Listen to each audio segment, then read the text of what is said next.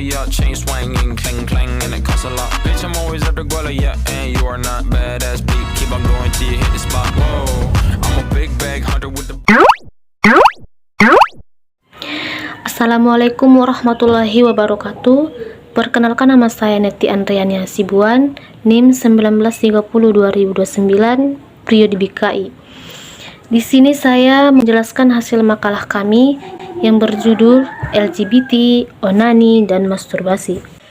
Istilah LGBT sangat banyak digunakan untuk penunjukan diri. Istilah ini juga digunakan oleh mayoritas komunitas dan media yang berbasis identitas, seksualitas, dan gender di Amerika Serikat dan beberapa negara berbahasa Inggris lainnya. Tidak semua kelompok yang tidak disebutkan setuju dengan akronim ini.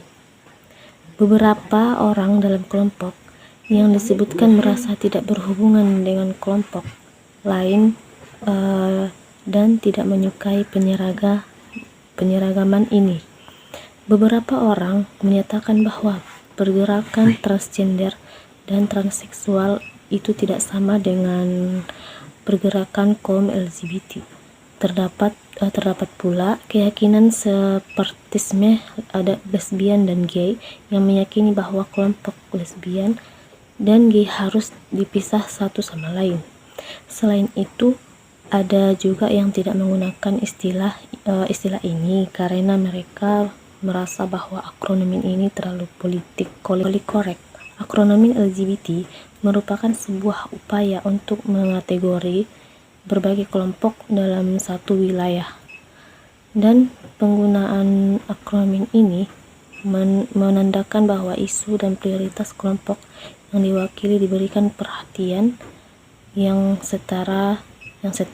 Kaum gender dituduh terlalu banyak membuat stereotip dan biseksual hanya gay atau lesbian yang takut untuk mengakui identitas seksual mereka. Setiap komunitas yang disebut dalam akronim LGBT telah berjuang untuk mengembangkan identitasnya masing-masing. Seperti apakah dan bagaimanakah bersekutu dengan komunitas lain? Konflik tersebut terus berlanjut hingga kini. Akronim LGBT kadang-kadang digunakan di Amerika Serikat dimulai dari tahun 1988. Pembahasan yang pertama, LGBT atau GLBT adalah akronim dari lesbian, gay, biseksual, dan transgender. Istilah ini digunakan semenjak tahun 1990-an dan menggantikan frasa komunitas gay karena istilah ini lebih mewakili kelompok-kelompok yang telah disebutkan. Akronim ini dibuat dengan tujuan untuk menekankan keanekaragaman budaya yang berdasarkan identitas, seksualitas, dan gender. Selain itu, ada juga yang tidak menggunakan istilah ini karena mereka merasa bahwa akronim ini terlalu politically correct. Akronim LGBT merupakan sebuah upaya untuk mengategorikan berbagai kelompok dalam satu wilayah abu-abu, dan penggunaan akronim ini menandakan bahwa isu dan prioritas kelompok yang diwakili diberikan perhatian yang setara. Di sisi lain, kaum intersex ingin dimasukkan ke dalam kelompok LGBT untuk membentuk LGBT. Tercatat sejak tahun 1999 LGBT menggantikan frasa komunitas gay karena istilah ini lebih mewakili kelompok-kelompok yang telah disebutkan. Akronim ini dibuat dengan tujuan untuk menekankan keanekaragaman budaya yang berdasarkan identitas, seksualitas, dan gender. Adapun bagian dari LGBT itu yang pertama, homoseksual adalah hubungan seksual antara orang-orang yang sama kelaminnya, baik sesama pria maupun sesama wanita. Namun biasanya istilah homoseks itu dipakai untuk seks antara pria, sedangkan lesbian atau female homoseks dipakai untuk seks antara wanita. B. Lesbian adalah istilah bagi perempuan yang mengarahkan orientasi seksualnya kepada sesama perempuan. Istilah ini juga merujuk kepada perempuan yang mencintai perempuan, baik secara fisik, seksual, emosional, atau secara spiritual. Istilah ini dapat digunakan sebagai kata benda jika merujuk pada perempuan yang menyukai sesama jenis. Dan C. Gay adalah sebuah istilah yang umumnya digunakan untuk merujuk orang homoseksual. Istilah ini awalnya digunakan untuk mengungkapkan perasaan bebas atau tidak terikat, bahagia atau cerah dan menyolok. Kata ini mulai digunakan untuk menyebutkan homoseksualitas mungkin semenjak akhir abad ke-19 Masehi, tetapi menjadi lebih umum pada abad ke-20 Masehi. Dalam bahasa Inggris, modern atau gay digunakan sebagai kata sifat dan kata benda, merujuk pada orang, terutama pria gay dan aktivitasnya, serta budaya yang diasosiasikan dengan homoseksualitas di Indonesia.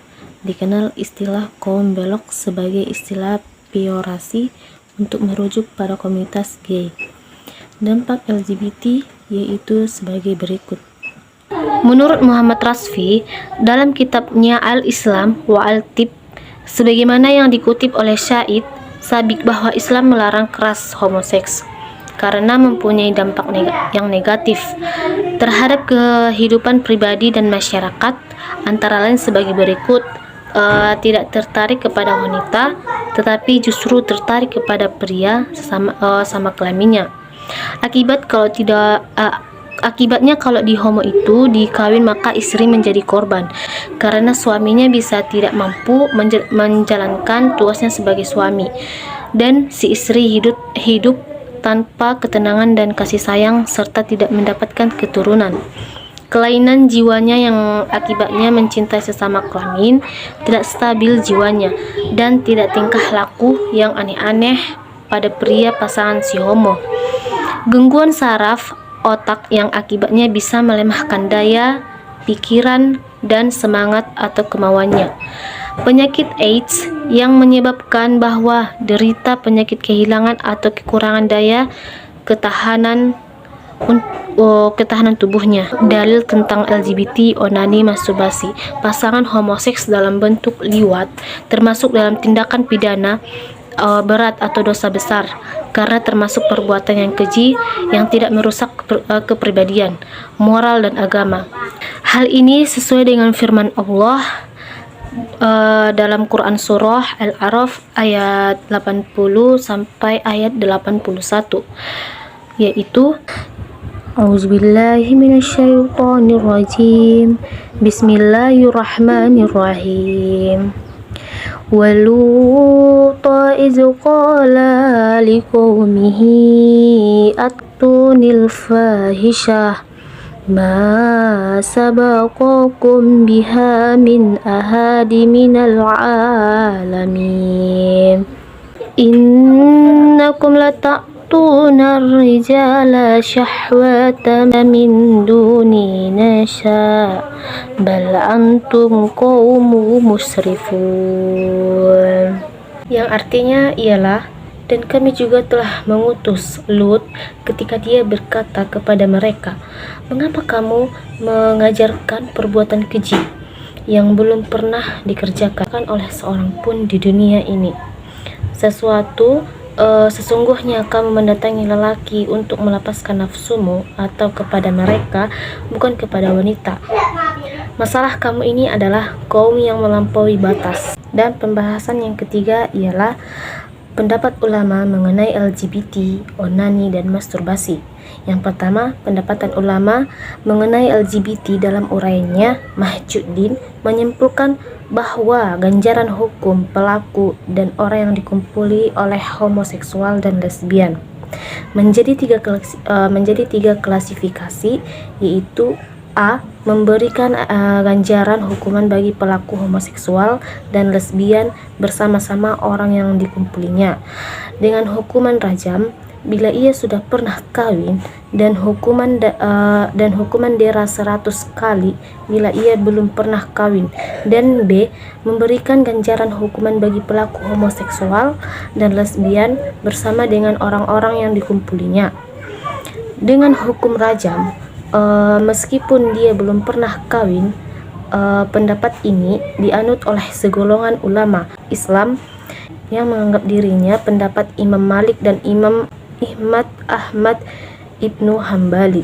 Dan C. Memberikan ganjaran hukuman bagi pelaku homoseksual dan lesbian beserta orang-orang yang dikumpulinya dengan hukuman mati, baik ia sudah pernah kawin maupun belum kawin. 2. Pendapat ulama mengenai onani atau masturbasi. Para ulama berbeda pendapat, tetapi pada dasarnya mereka menyepakati soal keharaman onani. Pendapat pertama yang dikemukakan oleh mazhab Malikiyah, Syafi'iyah, dan Zaidiyah. Mereka menegaskan onani atau masturbasi adalah haram dilakukan siapapun. Dan pembahasan yang keempat, hukum LGBT, onani, dan masturbasi. Yang pertama, hukum LGBT. Para ahli hukum fikih sekalipun telah sepakat mengharamkan homoseks, tetapi mereka berbeda pendapat dalam menetapkan hukumnya. Yang pertama, Imam Syafi'i, pasangan homoseks dihukum mati. Pendapat ketiga, Abu Hanifah, pelaku homoseks dilakukan takzir, sejenis hukum yang bertujuan edukatif. Dan besar ringannya hukum takzir diserahkan kepada pengadilan atau hakim. Hukuman takzir dijatuhkan terhadap kejahatan atau pelanggaran yang tidak ditentukan macam dan kadar hukumnya.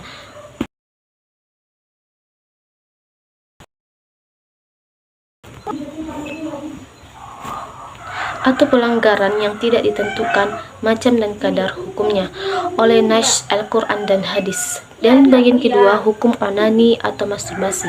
Hukum terkait masturbasi dalam Islam menjadi pendapatan para ulama.